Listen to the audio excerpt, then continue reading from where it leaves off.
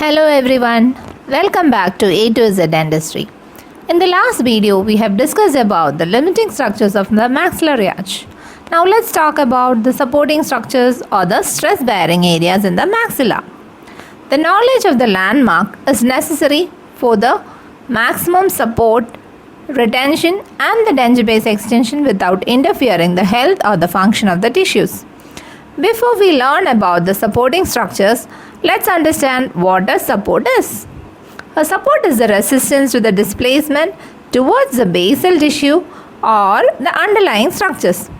And the supporting structures are those areas of the maxilla and the mandible, edentulous ridges that are considered best suited to carry the forces of mastication when the dentures are in function. The supporting structures are the stress bearing areas and they can be primary stress bearing or secondary stress bearing areas. Coming to the primary stress bearing areas. These are areas that are at right angles to the occlusal forces and usually do not resorb easily.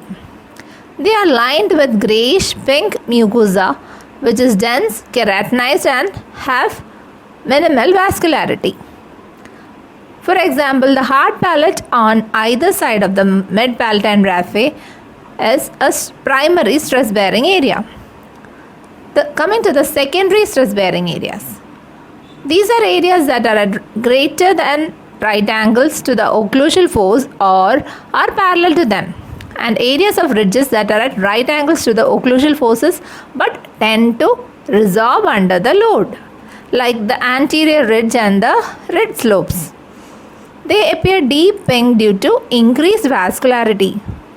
Examples of secondary stress bearing areas are the palatine rugae and the maxillary alveolar ridge.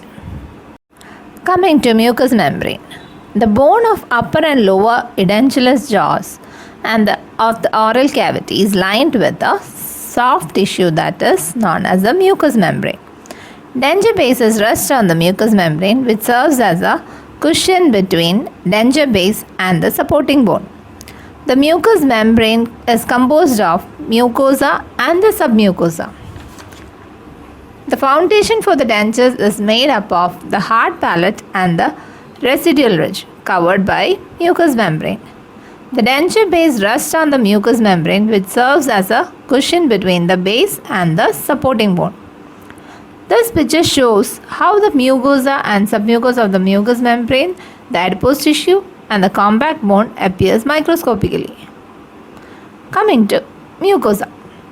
Mucosa is formed by stratified squamous epithelial cells which is often keratinized. There is subjacent narrow layer of connecting tissue to the mucosa known as lamina propria. In edentulous patients, the mucosa covering the hard palate, crest of residual ridge and the residual attached gingiva is classified as masticatory mucosa. The epithelium is a keratinized stratified squamous epithelium which is with a lamina propria that is thick and dense. Some parts of the masticatory mucosa are without a distinct submucosal layer, yet dense collective tissue of the lamina propria firmly binds the mucosa to underlying periosteum. Although not as effective in providing resiliency, this connective tissue layer serves as a protective base for the mucosa. Next is the submucosa. Submucosa is formed by the connective tissue and varies in character from dense to loose areolar tissue and also varies considerably in thickness. It may contain glandular, fat or muscle cells. In picture, you can see the blood vessels and the nerves present in the submucosa. Submucosa transmit the blood and nerves supply to the mucosa. It attaches mucosa to the periosteal covering of the bone. Clinical significance. When the submucosal layer is loosely attached to the periosteum or it is inflamed or edematous, the stability and support of the denture is adversely affected. Apart from the obvious local and systemic diseases that affect the integrity of oral mucous membrane, the most common general age change seen in elderly patients is a nodular varicose enlargement of the veins on the ventral surface of the tongue, which is also known as a caviar tongue. Coming to hard palate. The ultimate support for a maxillary denture is attained from the bone of two maxilla and the palatine bone. The horizontal portion of hard palate lateral to midline is the primary supporting area for a denture. According to the prosthetic treatments for the edentulous patients by Zaab and Bolender, the bone is subject to resorption, which limits its potential for support, unlike the palate, which is resistant to resorption. Because of this, the ridge crest looked on as a secondary supporting area rather than the primary supporting area. The picture shows various anatomic regions providing support. The primary stress bearing areas and the secondary stress bearing areas, and the R shows the relief areas in the picture. The primary support areas should include the horizontal, anterior and the posterior lateral hard palate.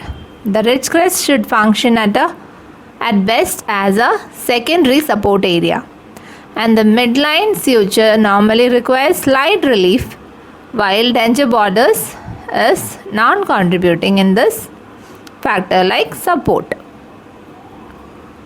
Next is the shapes of hard palate. Hard palate can be square to gently rounded, tapering or V-shaped, and the flat palate. When we view from the backside of a cast, we can see the shape of the palate. So, in this, we can see the square to gently rounded. This is most favorable kind for retention and stability, because the center of the palate presents an almost flat horizontal area, and this will aid in retention. The roomy sulcus allows for the development of good peripheral seal. Tapering or V-shaped.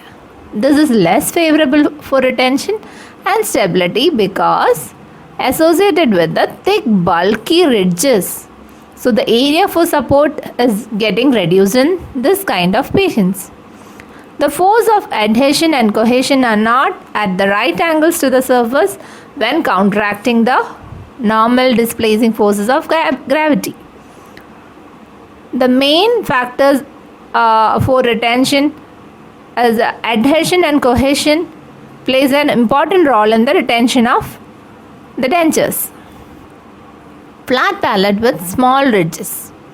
Flat palate with small ridges are the most unfavorable form because the ill-developed ridges do not resist lateral and anterior-posterior movement of the denture. Shallow sulcus do not form a good peripheral seal. Coming to the microscopic features of the hard palate. Hard palate is covered by soft tissue of varying thickness, even though the epithelium is keratinized throughout. In the region of mid-palatine suture, the mucosal layer is practically in contact with the underlying bone and is non-resilient. So the soft tissue overlying it should be relieved to avoid trauma from the denture. The anterior lateral part. The green arrow shows the adipose tissue. The anterior lateral part area has a submucosa that contains the adipose tissue. The posterior lateral zone has a submucosa filled with the palatal salivary gland tissue. The green arrow shows the palatal salivary gland tissues. Next is the residual alveolar ridge. It is a portion of the alveolar ridge and its soft tissue covering which remains following the removal of the teeth. That means the residue of the alveolar ridge. that is the residual alveolar ridge. The size, shape and the ultimate form of a alveolar ridge are dependent on the variation in bone size and its degree of calcification in individuals. Teeth show wide individual variation in size. Large teeth are supported by bulky ridges and smaller teeth are supported by the narrow ones. The amount of bone lost prior to extraction of teeth is an important factor. Whether the extraction was traumatic or whether it was removed easily, all those are important, because the amount of bone lost during extraction plays an important role in the residual ridge formation. The amount of alveolar process removed during extraction of the teeth gives you a depression, this makes the ridge rounded, smooth, or all such factors are depending on the extraction of the teeth. The rate and the degree of resorption. The effect of previous denture. The effect of previous denture in that the ill-fitting denture or dentures with occluding natural teeth may cause rapid resorption of the alveolar process in the areas where they can cause pressure or lateral stresses. The relative length of time for which different parts of jaw has been edentulous. Like when the teeth is there is no teeth in the anterior region for a longer time, or only the anterior teeth were present and the posterior has been lost for a longer time, all those factors have an important role in the resorption of the ridge and the shape of the ridge. Next is the person's general health. Systemic factors always have a very good impact on the residual ridge formation. Coming to the size of the residual alveolar ridge, it can be large, medium or small. Large. The first picture shows how a large residual alveolar ridge looks like. Next is the medium, and the third one shows you the smaller one. Arch forms. This plays an important role in support of the denture and the tooth selection. House has classified arch forms as square, tapering or ovoid, that is class 1, 2 and 3. First picture shows in the cast how the arch looks like, that is class 1 is square, class 2 the tapering and class 3 is ovoid. Okay. It can be the shape of the alveolar ridge can be smooth, irregular, knife edge or flat. First shows the smooth one, how it looks, how it appears, smooth rounded ridges. Then the next is the irregular. Irregular ridges are formed when there are after extraction, when they don't round off the bony spicules and everything. Okay. Then the knife edge. Knife edge is after the resorption for a longer time. And the fourth one shows you how a flat ridge appears. And next is the ridge contour. Ridge contour given by Winkler. It can be high ridge with flat crest and nearly parallel sides. Then it could be flat ridge and knife edge or the V-shaped. The same you could see in the last pictures. Coming to the microscopic structures of residual alveolar ridge. The mucous membrane covering the crest of alveolar ridge is firmly attached to the periosteum of the bone by connective tissue of the submucosa. The epithelium is stratified squamous type, which is thickly keratinized. Submucosa is devoid of fat or glandular cells and is characterized by dense collagenous fibers. The submucosa is relatively thin in comparison with the other parts of the mouth, still sufficiently thick to provide adequate resiliency to the support of the denture. This picture shows the keratinization with dense collagenous fibers. Next structure is the palatine rugae. Rugae are the raised areas of dense connective tissue radiating from the median suture in the anterior one-third of the palate. It consists of series of ridges in the anterior part of the hard palate. In the area of the rugae, the palate is set at an angle to the residual ridge and is rather thinly covered by soft tissue. This area contributes to the stress-bearing role as well as in the retention, although in a secondary capacity. This is a secondary stress-bearing area. Rugae. The arrow shows the small elevated portions. If you feel with your tongue in the anterior part of your palate, you can feel that rugae, the small elevations. That is the palatine rugae. This plays a very important role in the speech, the clarity of the speech. When you make a complete denture, you have to take care of the palatine rugae shapes and mimic the same in the denture so that the patient will have clarity while they talk. Coming to its clinical significance, it resists forward movement of the denture. It should be recorded without pressure. If it distorts while making impression, it can rebound and unseat the denture. These folds of mucosa play an important role in speech, so dentures should reproduce this contour, making it very comfortable for the patient. Coming to maxillary tuberosity. Maxillary tuberosity represents most distal portion of maxillary alveolar ridge. It is considered as one of the most important areas of support because they are least likely to resorb. In upper denture, the tuberosity region is the actual trouble-free zone. This is mainly because of the nature of attachment of muscle fibers. The muscle fibers are attached parallel to the ridge crest. Therefore, the maximum upper extension or depth can be obtained in the maxillary tuberosity region, helping for the retention and the stability of the denture. However, the thickness in this region is very critical because of the close proximity of the coronoid process. During opening movement, the coronoid process comes medially and anteriorly.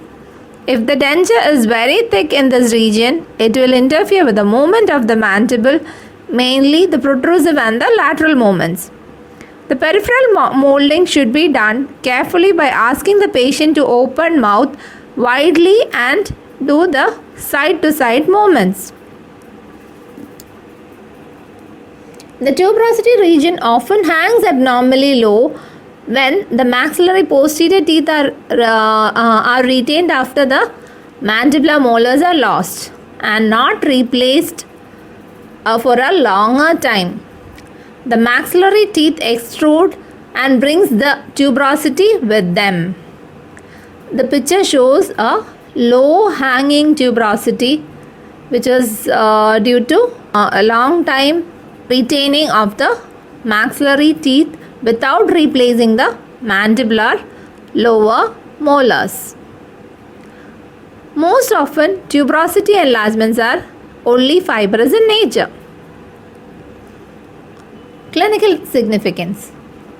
Often the low hanging tuberosity prevent the proper location of the occlusal plane. In either case, the invasion of interalveolar space in the tuberosity area may prevent the posterior extension of the denture. Large redundant maxillary tuberosities are seen occasionally. Often this will result in a combination syndrome. The combination syndrome is also known as an anterior hyperfunction syndrome and was described by Kelly in 1972. These include loss of bone from the anterior portion of the maxillary alveolar ridge, overgrowth of the tuberosities, papillary hyperplasia of the mucosa of hard palate, and extrusion of mandibular teeth. Let's talk about the classification and different case scenarios of combination syndrome in our later videos. Do subscribe this channel to watch other videos. Thank you.